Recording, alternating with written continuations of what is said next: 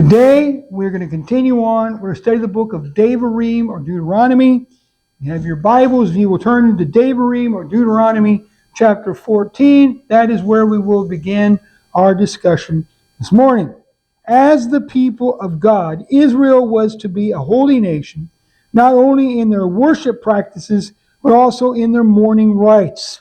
The Israelites were not to make bald places in their hair or mar their beards, though these were common mourning rites in the ancient world. Further, they were not to make gashes in their skin to express the depths of their grief. So as we've talked about since we began our discussion of Devarim or Deuteronomy, is that God has said of his people, "You are my chosen people. You are a holy nation, a kingdom of priests. And as such, you are to be sanctified and you are to be set apart unto me." And that again, they are sanctified and they are a holy people. Now, they were to be sanctified and holy in their worship practices. Remember that when they were about to go in, or when they are about to go in, Moses says to them that when you go in, you are not to worship their cast idols. You are not to engage idolatry, nor engage in their vile, sinful practices. But you are to be sanctified and set apart unto the Lord. That again, you are to love and worship him only, giving him your allegiance and walking uprightly before him. But also, they are to be holy in their mourning rites as well. Now, again, the people that lived around Israel, the other nations that lived around Israel, that they had these mourning rites when they had someone close to them, a parent, a child, a spouse, a friend, someone that was a close associate, that when this individual died, what they would do is that they would cut patches in their hair and mar their beards, and they would take a sharp object and they would cut themselves, and that they would bring forth blood. And all these things, they were showing the depths of their grief. But again, God says that you are a holy nation, and that you will be holy not only in your worship practices, but also in your mourning rites. And these practices of the people around you, these are forbidden practices, and you will not observe them. You will not make bald places in your hair or mar your beards, nor are you to make gashes in your skin to express the depths of your grief. Though it is expected that an individual will grieve the loss of a loved one, the Israelite was to refrain from intense grieving, for they were to view death as a decree from God, and therefore something to be accepted with resignation. So, we know that people are going to grieve the loss of someone close to them. That's just normal. That when you have the death of a parent, death of a child, death of a spouse, a friend, a close associate, a person is going to grieve. But in Israel, they were not to give themselves to intense grieving, because they were to understand that God is not only the giver of life, but God is also the taker of life. He gives life and then he takes it away. And that when a person experiences death, this was understood in Israel as a decree from God. God has decreed the end of that life. And that we mourn the loss of that individual. We are to understand that God has decreed their passing. And though we don't like it, we are to accept it with resignation. As it says, the Lord giveth and the Lord taketh away. Now, those who are believers in Yeshua, whose loved ones serve the Lord, they are not to grieve as those without hope, for they have assurance that the faithful ones who have passed will have a part in the second coming, to be raised into Yeshua and have eternal life in the New Jerusalem. So just as the Jewish people were not to give themselves to intense grieving, so believers in Yeshua whose loved ones were faithful in the fact that they have served God and they are united with Him through the finished work of Yeshua. So if we have a loved one who is in covenant with God through the finished work of Yeshua, and they have passed, we are not to grieve as those around us who have no hope, because we know that those who died united with the Lord through trusting in Yeshua, that they will be raised unto life. We have it in 1 Thessalonians chapter 4, verses 13 through 18. What we know, as it says there, is the time will come when the Father will tell the Son to return. Yeshua will come with the shout of one of the ruling angels and the blast of the shofar. And that when He comes, that the faithful ones who died united with the Father through trusting in the finished work of Yeshua, they will come forth from their graves to be raised up to Yeshua, and that they will have an inheritance in the New Jerusalem. Now, the people were to view their body as one created in the image of God, and His Spirit dwells within them. Therefore, it was not to be disfigured. So, first of all, we have to understand that we are fearfully and wonderfully made. As it says, we were created in the image of God. Another thing is that if we are believers in Yeshua, it says that we are the temple of the Spirit of God.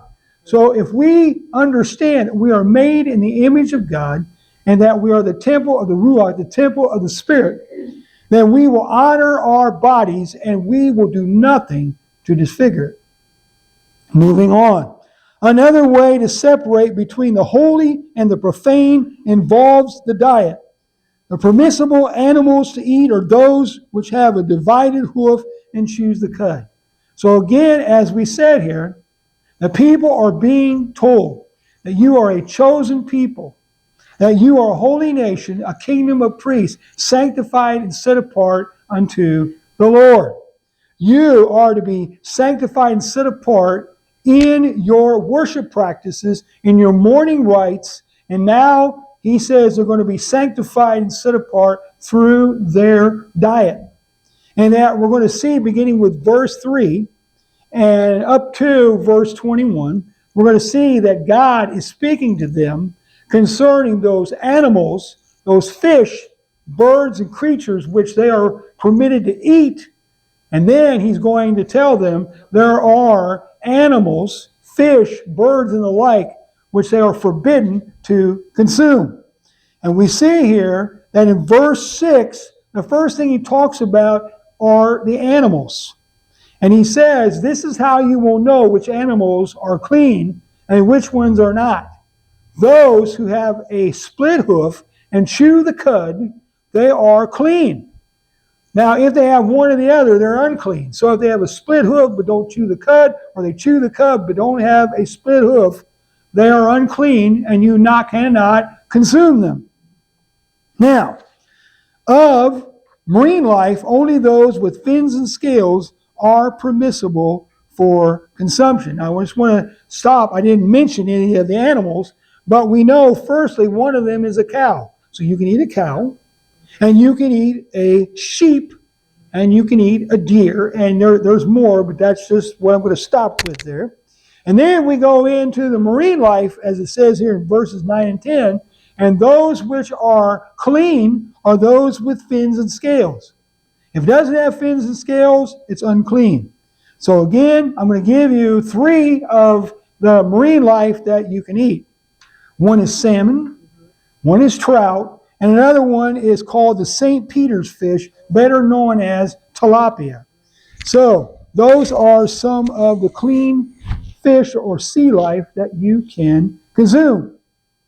Now, only clean birds such as chicken, Cornish hen, or turkey are permissible, while birds of prey such as the eagle, the hawk, and owl, and those who feed on carrion, such as the vulture, buzzard, and raven, are prohibited for consumption.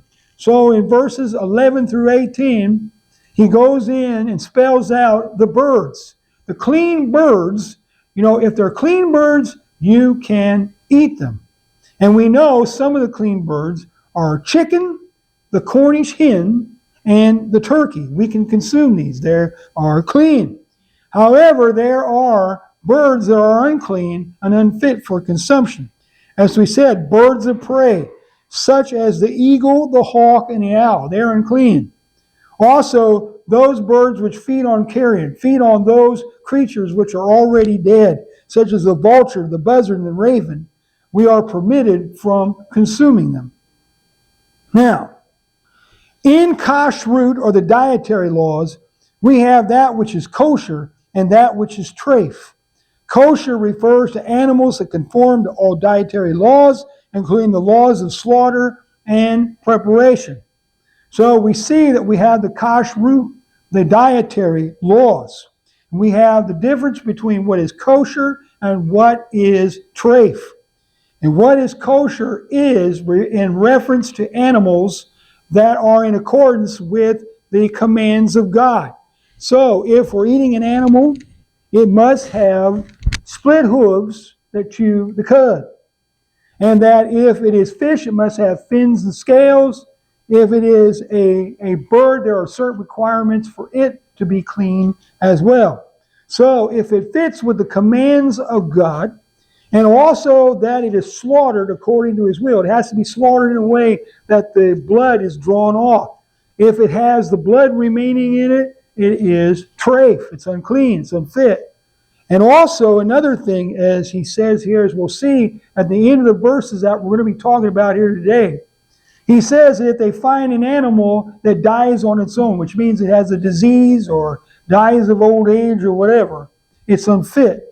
Or if it is torn by another animal, it's unfit. So again, what kosher means is that if it fits all the requirements of God, and that the blood has been drawn off, and that is prepared in accordance with his will, it is kosher, and it is able to be consumed.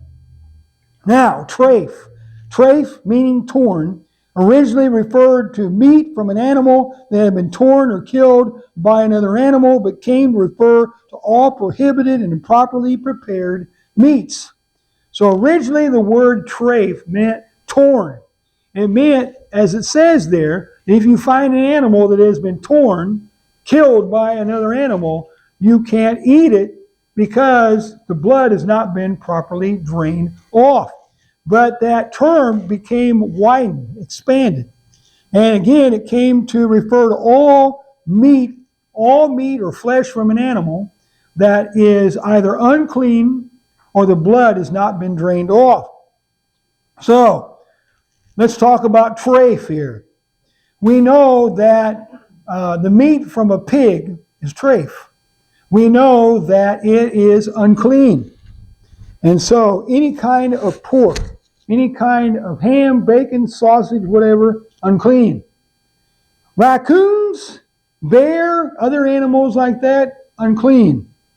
Then we know that there's fish life, such as shrimp, catfish, octopus, whatever, that's unclean as well.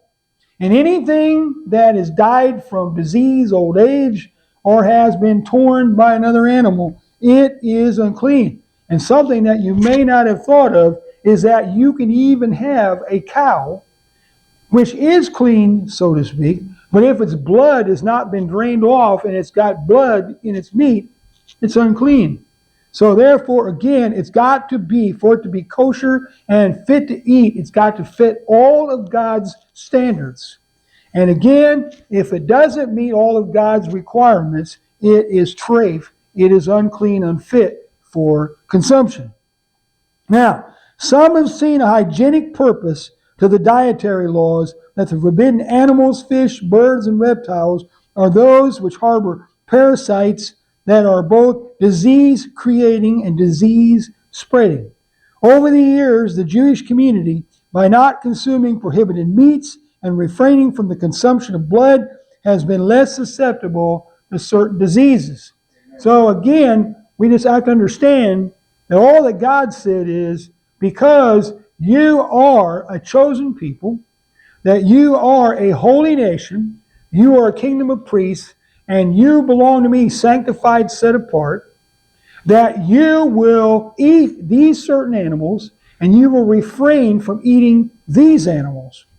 But there are always those who are going to look for something, some reason as to why God has made these commands.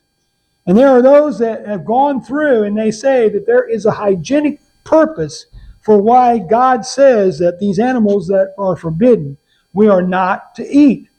They see behind them a hygienic purpose, and that again, the forbidden animals, fish, birds, and reptiles are those which have parasites. So they say, these animals that God says are unclean, that they harbor parasites.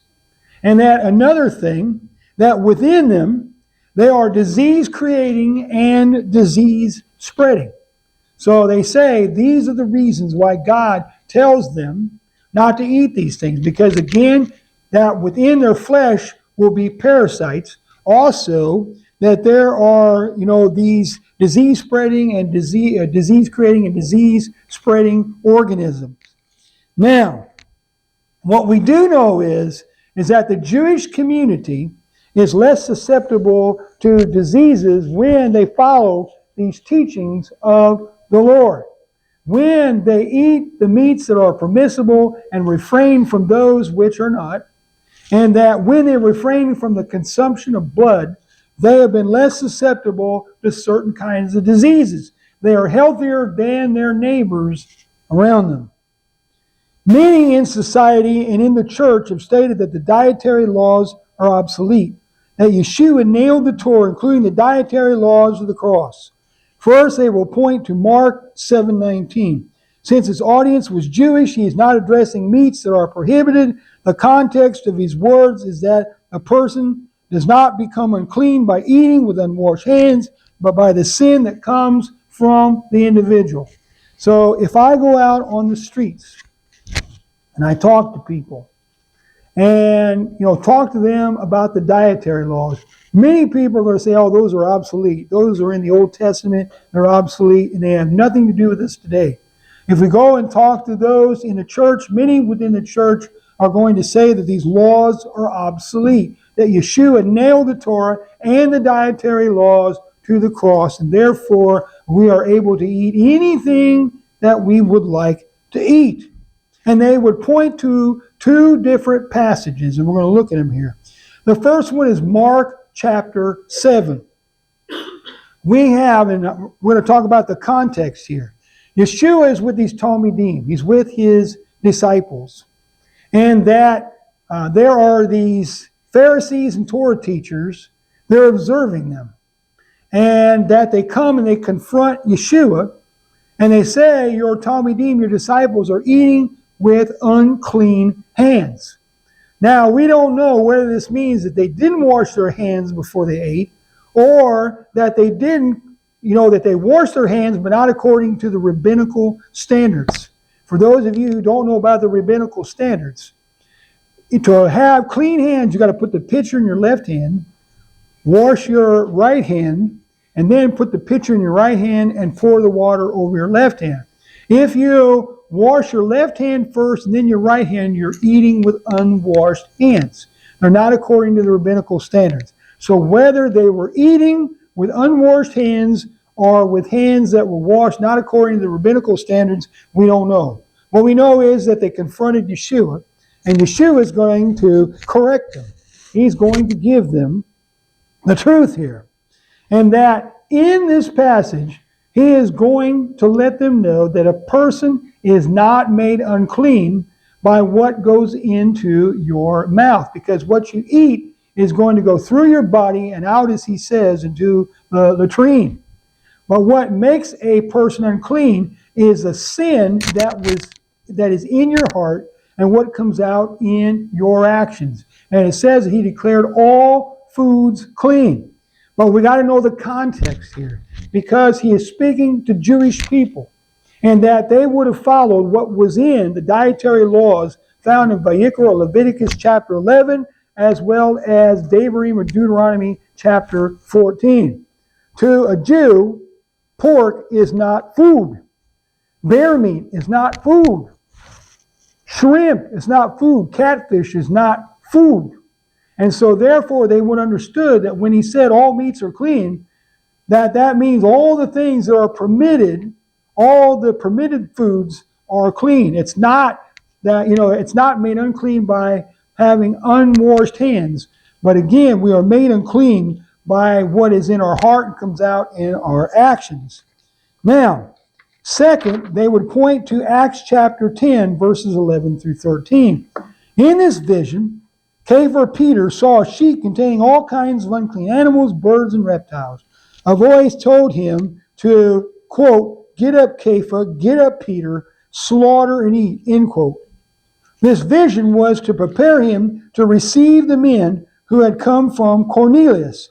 It was not about the dietary laws, but the breaking down of barriers between Jews and Gentiles and accepting the faithful from the nation. This makes unity and true fellowship possible. So again, the second one that they're going to point to is, well, what about what it says in Acts chapter 10? So most of us know the story that Cephas or Peter is in prayer and he receives a vision. And in the vision, there's a sheet that comes down, and on it are unclean animals, fish, birds, reptiles, and that this voice says, "Get up, Cephas, get up, Peter, slaughter and eat." He goes, "Never, I've never eaten anything unclean." The vision is repeated, "Get up and eat." He says, "Never, I've never eaten anything unclean." And then, while he is pondering this vision, trying to understand what it's all about, he gets a knock at the door, and it is these messengers from Cornelius. "Come to the house of Cornelius. He wants to speak to you." And so therefore he goes to the house of Cornelius. He presents the good news concerning Yeshua, and that they received the finished work of Yeshua, and they are saved.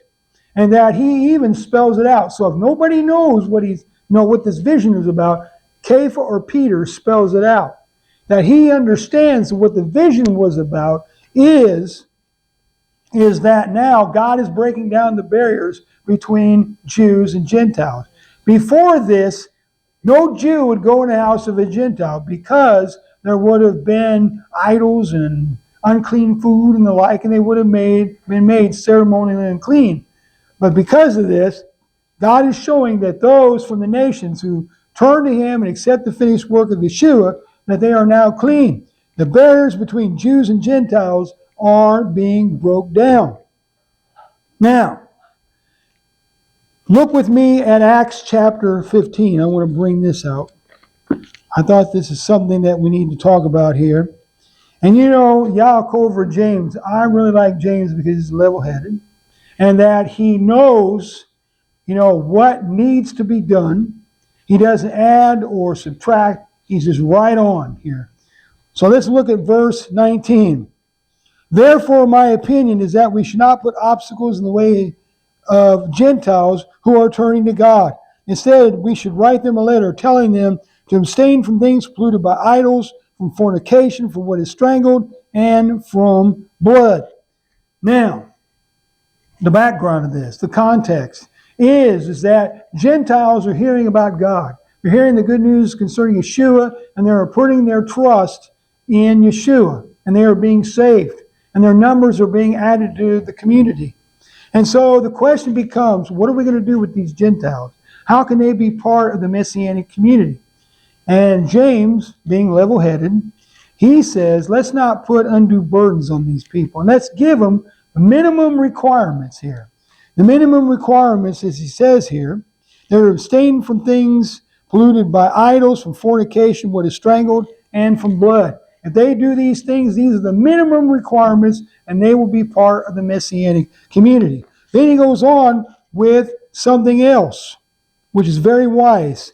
From the earliest times, Moses had in every city those who proclaim him with these words being read in the synagogue every Shabbat. So what he's saying is, even though these are the bottom basic requirements, we expect them to go to the synagogue, and that they will go there and they will hear Torah. They will hear the words of our God. They will hear and they will put it into practice. They will grow in the knowledge of God and how to walk uprightly before him. Now, This will make unity and true fellowship possible between the communities, Jews and Gentiles. Now, I just want to make a couple more points and we'll close. As his chosen people, a treasured possession, Israel would be the nation through whom God would work his purposes to make his name known and bring salvation to the world. Those from the nations who put their trust in the finished work of Yeshua are grafted into Israel and thus are given the privilege of being part of the royal priesthood that declares the name of God, proclaims the good news of Yeshua, so those who are in spiritual darkness may walk in the light, and those who are not his people might be called the people of God. So as we said, that God has said of Israel that they are my chosen people. They are a holy nation. They are sanctified and set apart unto me, not for favor, but for service. Remember that God chose them to be the means by which his name, glory, and goodness would be brought to the nations. Also, through the house of Israel would come Messiah Yeshua. Now, Yeshua came into the world through the house of Israel, and he took upon himself the sins of all mankind, from Adam and Hava, Adam and Eve, to the end of the age. Took the sins of all mankind upon him, went to the execution stake of the cross, poured out his blood as a ransom, died, but was resurrected unto life. All those who trust in his finished work will be redeemed. Now, those from the nations who turn to God and come to him through the finished work of Yeshua, trusting that his finished work is sufficient, they will be grafted into Israel. They will be part of the royal priesthood. And that just as Israel was to serve God and serve the nations, so those from the nations who turn to God and accept the finished work of Yeshua will be grafted into Israel and be part of that royal priesthood. And it is incumbent upon all to go out and make the name of God known, to make his name, glory, and goodness known to all peoples. Another thing is that they are to make the good news concerning Yeshua known to all the peoples of the world, so that those who are walking in spiritual darkness, once they have trusted in the finished work of Yeshua, they are brought forth from spiritual darkness to walk in the light of the Lord. Now, these people, whom God says they are not my people, once they have trusted in the finished work of Yeshua, they are now part of his people. They are part of the living people of God. So it is incumbent upon us, whether we were born of Jewish descent, whether we are of Abraham through the flesh, through Abraham, Isaac, and Jacob and his offspring, or whether you are part of the nations, that if you are part of that royal priesthood, that it is incumbent upon you to go out and make the name, the glory, and the goodness of God known to all people, and to spread the good news concerning Yeshua, so that those who are in spiritual darkness can hear, they can understand, trust, and that they will be brought forth from spiritual darkness to walk in the light of the Lord. And though they might be in spiritual darkness, once they trust in the finished work of Yeshua, they will be part of the people of God. Those who are not my people will be the people of the living God. And that's the message.